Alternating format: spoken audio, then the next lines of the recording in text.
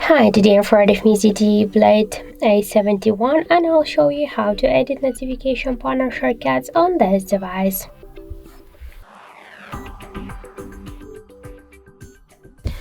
So first we should open the notification panel shortcuts, and if you wanna add here some options or just remove some of them or to change their positions, we should click here to this edit icon, and then we'll see here this down section with the invisible icons. If you wanna add some of these options, for example the hotspot, to your panel, you should just hold this icon and drag it to this up section. By the same way, if you want, we can add here all of these options.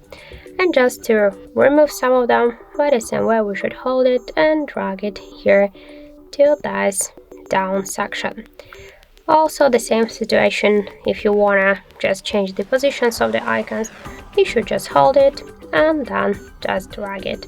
As you can see, it's so simple. Just to save the changes, we should click to go back, and that's it. So thank you for watching, and if you find this video helpful, don't forget to leave a like, comment and to subscribe our channel.